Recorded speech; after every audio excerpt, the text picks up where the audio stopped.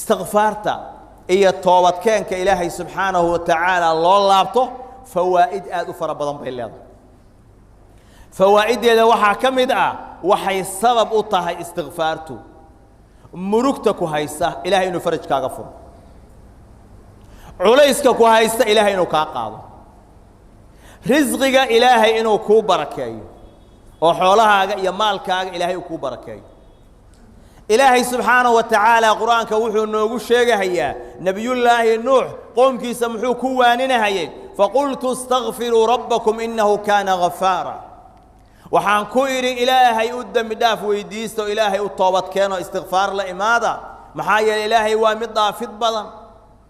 محا كدن بيامرك إلهي الطوبت وكا أقبله يرسل السماء عليكم مدرارا ويمددكم بأموال وبنين ويجعل لكم جنات ويجعل لكم أنهارا وحل الراديو هديت هي الدنيا مال إيا أولاد انت استغفار تبضن أيا اللغو هلا إلهي سمدو إدين دينا هيا مطر كيبا إلهي إدين سينا هيا إلهي أولاد بو إدين زيادين هيا إلهي بيرأي وويال نحمر يا إلهي إدين سينا هيا هدا استغفار تلاتي مادا مركا استغفار توحى اللغو هلا waxa weeyaan waxa aad haysatid ilaahay inuu ku barakeeyo ilaahay inuu ku barakeeyo waxaan xasuusanahay habeen hore weey ayaan maghribkii nin meel kula tukaday markaas wuxuu yiri waxaan aadahayaa umrada sanad dhaweeytana xajku aad markaas waxaan ku iri meeshii yarta ahayd oo aad haysatay oo hal mitir iyo wax la mid ah oo wax ku gadan jiray wax yar oo aan macna lahayn ba u saarnaa bal ka waran wuxuu yiri meeshii baan umrada ka aadaya waabaan dhageystay istighfaarta adoo ka hadlaysid istighfaartii baan badsaday meeshii yarta ahayd ilaahay waa barakeeyay xajkii baan ka aaday haddana umraan ka aadaya ilma aan dhalay oo dibadda jira jaamacad baan uga bixiyaa maalin kasta istighfaartan iska badiya oo ilaahay subhanahu wa ta'ala wuxuu iga siiyay rizqi waasi'a oo aad u fara badan iyo faa'iidooyin ziyaada baan ka helay gabar baa marka wuxuu yiri aad u murugaysneed ayaduna oo suuq xuma ku dhacday oo sidaas oo kala ahayd baan u sheegay inay ku cilciliso astaghfarta rabbi ighfir li wa tub alayya innaka anta at-tawwabur rahim way ku cilcilisay ayadina wuxuu yiri ilaahay subhanahu wa ta'ala wa ubarakay wax badan oo ciriiri kaaga jira maantay istighfaarta badi waxaad ku cilcilisaa rabbi ighfir li wa tub alayya innaka anta at-tawwabur rahim astaghfirullah dambi dhaaf ilaahay weydiiso hadaadan carabi aqoonin Soomaali ku toobadkeen istighfaarta af Soomaali oo la imow دا تقانيننا كعل علي رب اغفر لي كعل علي ذنب داف إلهي ويديسو استغفار تبضي إلهي سبحانه وتعالى وحبضا أو بضا أو عريري أو كهيستا أي إلهي كاك قاضي فائدوين كان لقاها لاستغفار توحى كبدا قفك أيا طاعة إلهي وحوقوبي حب يالنيا وكان نبي الله يهود عليه السلام قوم كيس كيري إلهي سبحانه ويا قوم استغفروا ربكم ثم توبوا إليه قوم كيجيو إلهي استغفار ويديست وإلهي النقض سبحانه وتعالى يرسل السماء عليكم مدرارا ويزيدكم قوة إلى قوتكم ولا تتولوا مجرمين حق الذين حق إلهي إنكو قدريا ومضى استغفار تبضا إلهي وحس يا قوة إيا حق أي شان طاعة إلهي إيا وحويا خيرك أي وحويا لنا يا قوة إيا حق بأويا لنا استغفارت أسبابها اللوهة لفوائد أي لذا وحكمد قفك انت واستغفارنا ايوه بلايوين بدن با لغا حجابيا عقوبات بدن او كدعي لها الهي كالالينيا الهي وحله وما كان الله معذبهم وهم يستغفرون الهي ما اهن مد عذابيا ايغو الهي سبحانه وتعالى انت يدم داف الهي ويديسنيان الهي سبحانه وتعالى مع عذابي انت استغفارت لا ايمانيو عقوبوين بدن اي الهي سبحانه وتعالى انغا دفاعيا waxaa kamid fawaa'ida istighfaartu ay leedahay waxaa kamid waxa weeyaan qalbiga ayay sifaysaa wuxuu nabigu yiri alayhi salatu wassalam innal mu'mina idha adnab كانت نكتة سوداء في قلبي قفك مؤمن كهدو دنبابه قلبي سوحا فولا يا برمدو أيا كنا عايز برمدو أيا قلبي سفوليس برتاس مدو مركي قلبي سكون على النبي يقول فإن تاب ونزع واستغفر صقل قلبه هدون نقضوا إلهي الله أبطه ودنبي كبحه كدقاقه كفقه واستغفار لي ماده قلبي سمير كيبا لغا تريا والله صافي قرينيا ولا سوفيا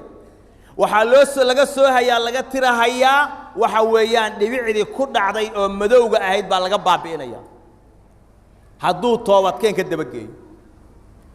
wa in zaadat haduu dibicdi ku dhacday oo dambiga ahayd oo dambigi uu ziyaadsado dibicdiina waa ziyaadaysa hatta ya'lu qalbuhu ar-rayn ila qalbihi sarraanki ilaahay uu sheegay uu daboolo raanku waa mirir qalbiga fuulo weey إلهي وحيري كلا بل ران على قلوبهم ما كانوا يكسبون قلبي جودي وحى ضبالي أو فولي أو أولي وحي أي شقي سنيين أي قلبي قفولي وحويان لبعدا سهدادا طوات كان يا استغفار آذان كدب الجين وحويان وزيادة يسا زيادة يسا إلى قلبي أون مذوباده قلبي مركم مذوبادنا وخير أوجلها يمله استغفارتي الله إيمان ما هيو خيرك الله إيمان ما هيو قلبي سوى كحرية هي توبة كانكي عقوبة أيها هي سطح مركا وإن استغفار تقفك أوبضيا ولبا آخر الليل دقيقة بأ الله كدقى إنه وقفك وحون استغفار لي ماذا إلهي وحي وبالأسحار هم يستغفرون وقت يلا الضنب وكو إلهي دمدافك ويديست سبحانه وتعالى أين استغفار تبضنه ولبا وحا خير إيا بشارع النبي يقول عليه الصلاة والسلام إن صاحب الشمال لا يرفع صاحب الشمال لا يرفع القلم عن 6 ساعات عن العبد المؤمن المخطئ أو كما قال صلى الله عليه وسلم قفكم بركو الدنبابه ودنبغا وكدعه ملقى دنبغا قرى هيا مركبه وقري مهيو إلى مدة 6 ساعات مدة 6 ساعات قدر كودا أيو كإلالينيا وقلنك كهينيا وكتشوتشنيا والنبي يقول فإن ندم واستغفر الله منها ألقاها هادو فرصة داس لسية كفائدة يستو ودنبغي دعي كقوم مايو وإلهي الدنب دافو ويديستو ملقوا طوريا وقريم هيو وإلا كتبت واحدة هذه مدة مركي الله قبطي وكفائدة سوايا استغفار يا التوبة كان وحويان مركز وقريا دنبغي مركز الديوان قلني مركي دنبغو كاد عبا استغفار يا التوبة كان كدبجيه انت لقوا ديوان قلن وان لقري waxa laga toobad keenayaa waa dambi oo dhan hadii nooc kasta dambigaasi uu yahay ilaahay subhanahu wa ta'ala toobada waa aqbala inna allaha yaghfiru dhunuba jami'a dambi aan ilaahay dhaafin ma jiro hadii dambigu uu yahay dambi ilaahay subhanahu wa ta'ala ya adoonka ka dhaxeeya adoonku waa inuu dambiga ka dhaxbaxa ka qoomameeya oo go'aansada waxa weeyaan mar dambe inuusan ku laaban ilaahayna subhanahu wa ta'ala uga toobad keena هدي أو يهاي دنبي أو كجلي بني آدم كنا هدي دنبي جالس أو يهاي مال وإنه مال كيو عليا هدو قف كاسيو دنتي وإنه كوي دحل كيسلها أوصية هدو سن أقونن وإنه حرام تكنح بحا أو وحويان ودو ينكئيو مالها متقانا مساكين تأيو وحاسو إسكسية أو مالكي وحويان أو بحيا ولذلك ضدك إلهي سبحانه وتعالى الدو مديسة isku mid maahan quluubtoodu qofku markuu ogaado inuu xaraam ku jiro qof ba ilaahay markiiba toobada waafajinaya ninba aabiis dhintay bari dhow aan sii fogeyn markuu damacay inuu karfana ayaa la yiri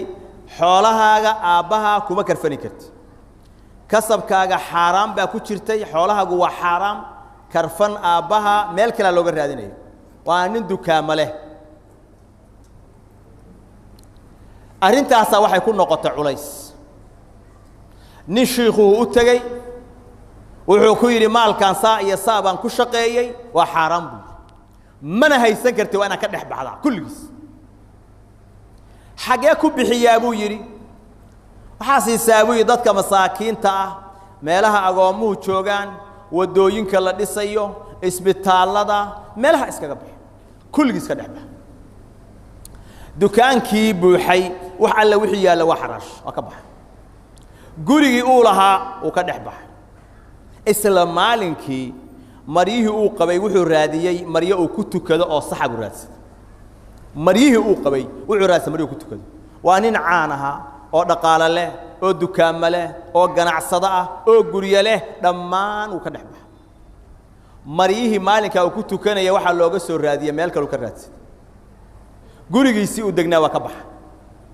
dukaankiisii wax alla wixii yaalla waa ka baxay ilaahay subxaanahu wa tacaala buu uga toobadkeen qofka waxaa la rabaa marka dembiga uu ku jiro hadduu noocaas uu yahay maal xaaraam u haysto oo habeen iyo maalin uu leeyahay astaghfirullah astaghfirullah astaghfirullah maalkiisuna xaaraam uu yahay ducadiisa la aqbali maayo waa inuu xaaraamta ka dhex baxaa waa inuu dembigaas uu ku dhex sugan yahay ilaahay uga toobadkeena waa inuu ka dhex baxaa ilaahay baana bedel ka fiican siinahayo wayna badan tahay dad badan oo ayagoo hantilayaal ah intay ka dhex baxeen oo cayr ka noqdeen ilaahay uu siiyo intii iyo wax ka badan iyo wax ka badan iyo wax ka badan ilaahay uu siiyo waxaan hadday xaraam yihiin oo aadan sadaqaysan karin oo aadan masaajid ku dhisan karin oo hadday sadaqa aad ula baxda ilaahay uusan kaa aqbalahayn oo aadan xaj ka aadi karin oo hadhowta adiga haddaa dhimatay aan lagaa karfanahayn maxay faa'iidaahoo kuu leeyihiin waa cuquubo kuu ziyaaday qofka marka toobad keenaya waa inuu dembiyada dhammaantoodna ka toobad keenaa sidaasna toobadkeenku uu dhab uga ahaadaa ilaahay subxaanahu wa tacaala hayna waafajiyo اللهم ربنا آتنا في الدنيا حسنة وفي الآخرة حسنة وقنا عذاب النار اللهم اغفر للمسلمين والمسلمات والمؤمنين والمؤمنات الأحياء منهم والأموات برحمتك يا أرحم الراحمين اللهم أعز الإسلام والمسلمين وأذل الشرك والمشركين ودمر أعداءك أعداء الدين يا قوي يا عزيز اللهم اسقنا الغيث ولا تجعلنا من القانطين اللهم اسقنا الغيث ولا تجعلنا من القانطين اللهم أغثنا برحمتك يا أرحم الراحمين صلى اللهم على نبينا محمد وعلى آله وصحبه أجمعين واقم الصلاة